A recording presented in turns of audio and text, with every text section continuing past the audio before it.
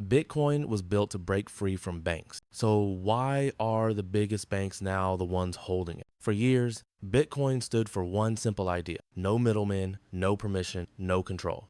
It was supposed to be money outside the system. But today, Wall Street is buying it, governments are regulating it, and institutions are locking it behind covers. So here's the real question we need to answer. Did Bitcoin escape the system, or did the system quietly absorb Bitcoin? By the end of this video, you'll understand how this happened, why it matters more than price, and what most people completely miss when they say Bitcoin adoption is good. Let's rewind. Bitcoin was born in 2009, right after the global financial crisis. Banks failed, governments printed money, people lost homes, jobs, and savings. And in the middle of that mess, someone or some group called Satoshi Nakamoto released Bitcoin. Not as a company, not as a product, but as an idea, a peer-to-peer money system. No bank in the middle, no government switch to turn it off, no CEO to pressure. You didn't need permission. You didn't need an account. You just needed math, code, and a private key. That's why early Bitcoin users weren't hedge funds or institutions.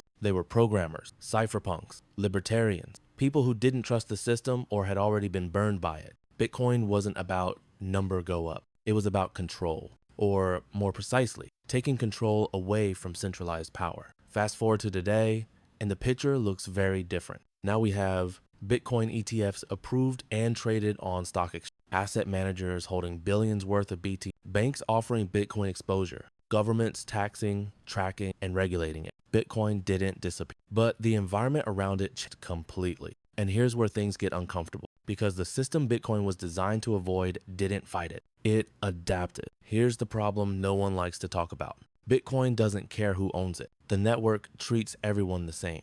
But power doesn't come from the network alone. Power comes from asterisks, asterisks, asterisks. Bitcoin is used, stored, and accessed. And that's where control slowly creeps back in. When Bitcoin lives in your wallet with your keys, you are sovereign. When Bitcoin lives inside an ETF, a fund, or an exchange, you are not. You don't hold Bitcoin. You hold a claim. And claims can be frozen, delayed, restricted, or taxed differently. That's not theory. That's history. Every financial system starts open, then layers appear, then rules, then gatekeep. The scary part isn't that institutions bought Bitcoin. The scary part is how most people now interact with it, not as peer-to-peer money, but as a financial product. Let's talk about Bitcoin, because this is where the shift becomes obvious. An ETF makes Bitcoin easy to buy. No wallet, no keys, no responsibility. Click a button, get exposure. For many people, that sounds like progress. And in some ways, it is. But ask yourself this: if millions of people own Bitcoin without ever touching the network, who really controls the flow? ETFs concentrate Bitcoin into large custodians. A few entities end up holding massive amounts of BTC on behalf of everyone else. This doesn't break Bitcoin, but it changes the power dynamics around it. Early Bitcoin was messy, hard, and uncomfortable. That friction was the point. Now we're removing the friction. And when friction disappears, convenience replaces sovereignty. Let's use a simple analogy. Imagine the internet, but instead of websites, everyone accessed everything through one app. Faster, easier, cleaner.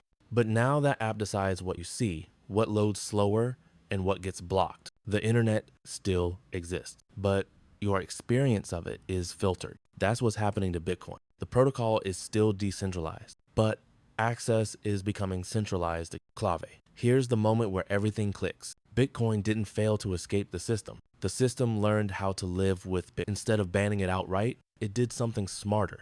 It wrapped Bitcoin in regulation, financial products, legal structure, tax rules, not to kill it, but to neutralize its threat.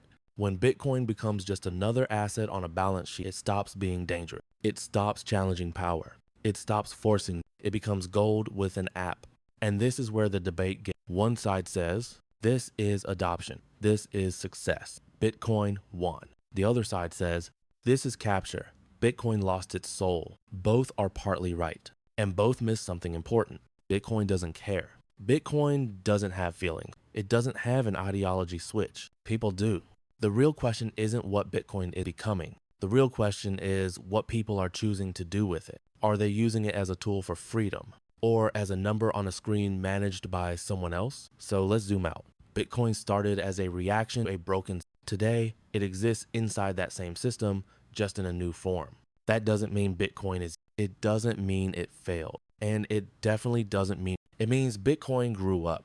And like everything that grows, it attracts attention, rules, and power. The idea of Bitcoin escaping the system was never about price. It was about choice. You still have that choice. You can hold your own key, use the network directly, learn how it actually works, or you can let institutions handle it, treat it like a stock. Never touch the protocol. Bitcoin allows both paths, but only one of them keeps the original promise alive. The system doesn't own Bitcoin by default. It only owns the Bitcoin people hand over to. And that's the part most headlines never mention. If you want to understand where Bitcoin is really going next, watch the video on screen now.